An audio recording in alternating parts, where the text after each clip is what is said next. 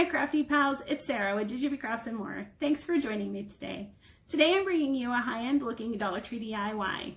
When I found these items at the Dollar Tree, I knew exactly what I was going to do with them, and I am so excited to share this project with you today. I think my favorite part about this project is that it's reversible, so you can change the look in a matter of seconds. So if you want to see how I created this Dollar Tree DIY, stick around and check out my video.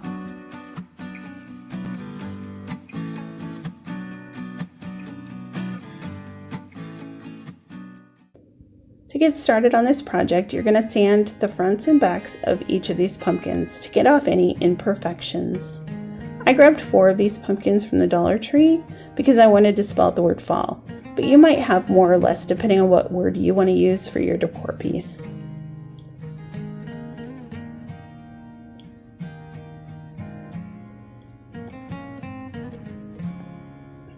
Next, I'm going to prepare the paint. I'm just using a white chalk paint. This is the Folk Art brand in the color White Cottage, I think. I'll leave the colors in the description box down below. But yeah, it's just a white chalk paint. And then I'm just going to add in this color Castle to warm up that white. I didn't want a stark white color, so I just used that Castle color, which is kind of a brown gray, to warm it up. And I'll just mix that until it's nice and incorporated.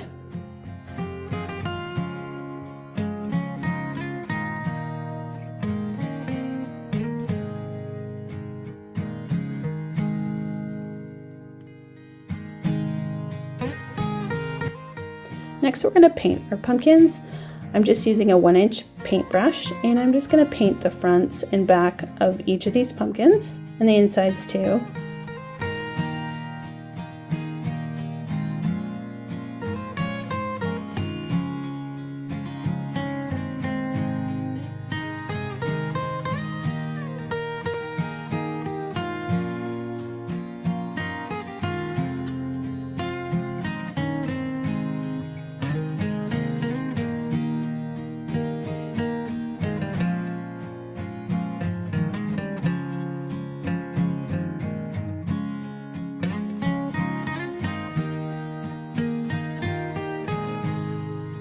After those have dried, we're going to paint the stems of our pumpkins. So I'm just taking whatever paint was left over and I'm adding in some water and some apple barrel burnt umber to create a nice liquidy paint so that I can make these stems look more realistic. I'm taking a thin paintbrush and I'm just using a light hand and using kind of a flicking motion to add striations and lines into those stems to make them look more realistic. And I just flick down as well to create like the look where the pumpkin and the stem meet. And you'll see I speed this up for the first 3, but for the 4th one I'll slow it down so you can get a better look at what I'm doing with my paintbrush.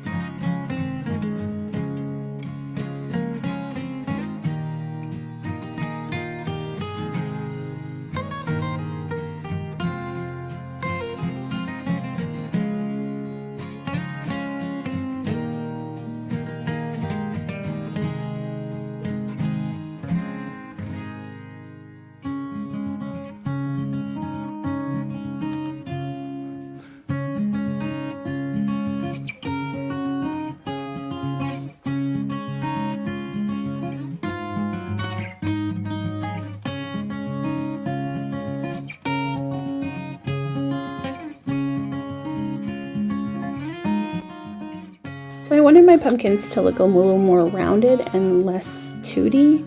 So I'm taking a dry brush and some paint that I've dabbed off onto a paper towel, and I'm just dry brushing that paint right onto the pumpkin in those areas where the cut outs are, and I'm just following that curve all the way around And then I'm going to go ahead and paint along the edges as well. And then I'll add in some spots in between those cutout pieces and in between the edges and in the middle and stuff, so that it looks more like shadows and looks more three-dimensional than just two-dimensional.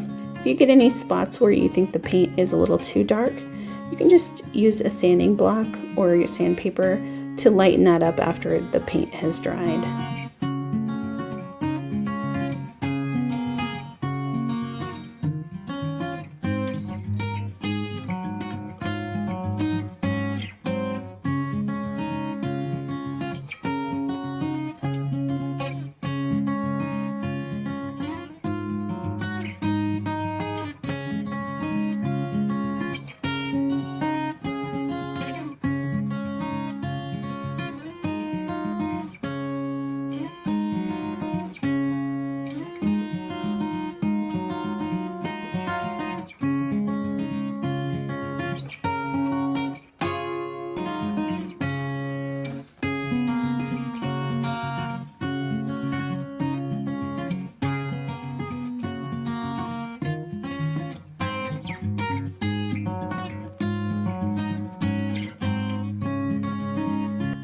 Once that paint has dried, I'm going to add my vinyl letters. I have a Cricut and vinyl on hand, so that's what I chose to use, but you definitely don't have to use vinyl in order to complete this project. The Dollar Tree has lots of different kinds of stickers, poster stickers, rub-on transfers, and then just regular stickers as well. You could also print out some letters and cut them out and then Mod Podge them onto your pumpkin. You could paint on some letters. You could use a Sharpie and just handwrite some letters. So there's lots of options on how you could add some letters to your pumpkins.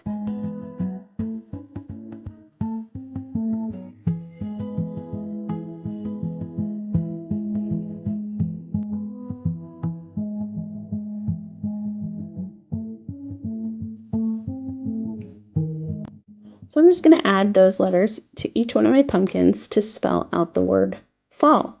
And then that completes the front part of these pumpkins.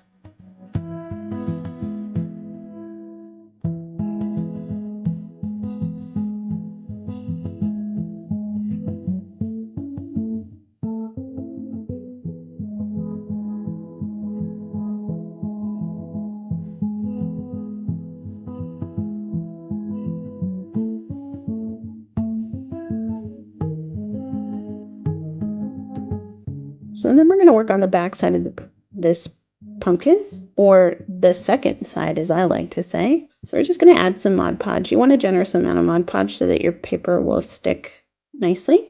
So the paper I chose came from Michael's open stock area, and I just picked this paper because I thought it would look really pretty with my home decor and with the look that I wanted. But you could go a ton of different ways with this. You could cut out felt and then make some faces that you could interchange.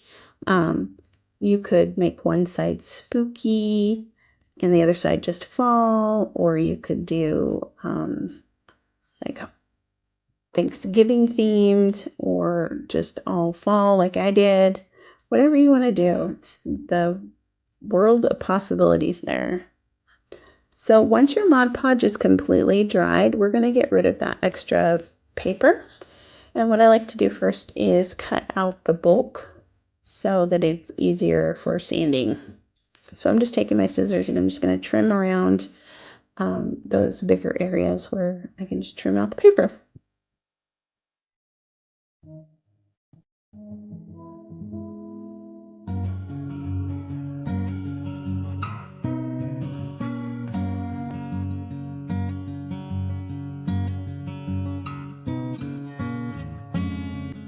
And then I'm just going to take my sanding block and I'm just going to angle it down and run my sanding block over that paper until it starts to tear away. I really love this technique. It leaves the most clean finished edge ever. I used to use like an X-Acto knife or scissors and I couldn't get that super clean edge.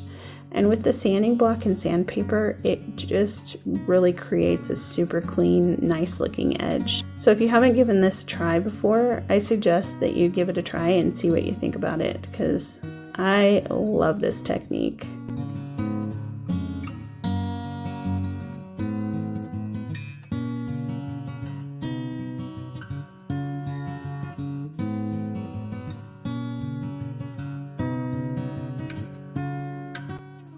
Here I'm going to show you how I use a double layer vinyl piece.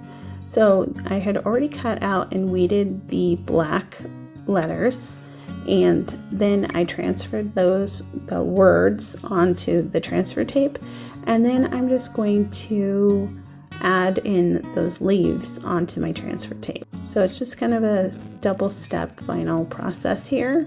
Super easy to do. Just be careful that you don't transfer your vinyl into a surface that you don't want to. I probably should have put down some wax paper or something. And then you just rub that down, burnish it up, and peel away your transfer tape. And I think I got a bad batch of vinyl here, and it kind of makes it a little difficult for me to get the vinyl stuck down. It was quite the process. So anyhow, I really usually use Oracle 651, and I never have any problems with it. And this was a different brand of vinyl, so I am going to stick with Oracle 651 for my projects.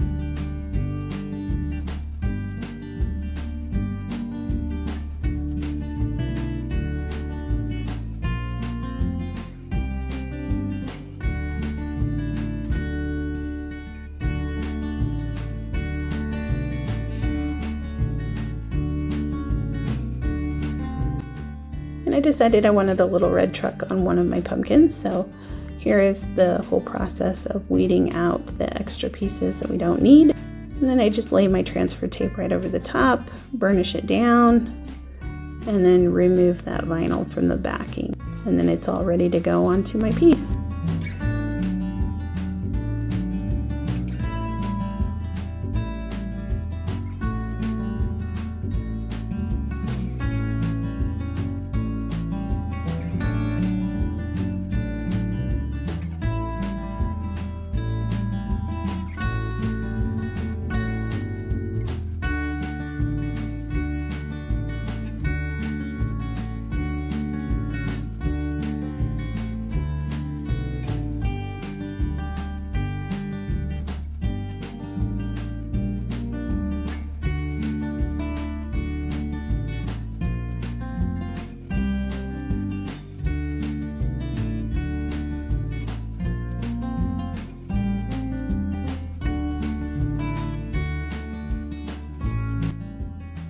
Next, I wanted to add some feet to two of my little pumpkins. So I'm just taking some of those tumbling tower blocks. You can get it from the Dollar Tree. And I'm just gluing two of them together. And then I'm just going to glue those to each side of the bottom of the pumpkin. And this way I can stagger up my pumpkins so that some of them are more flat to the ground and then some of them stand up taller. And you'll see in my pictures at the end how I can change those pumpkins to make them look different even further by adding these little feet.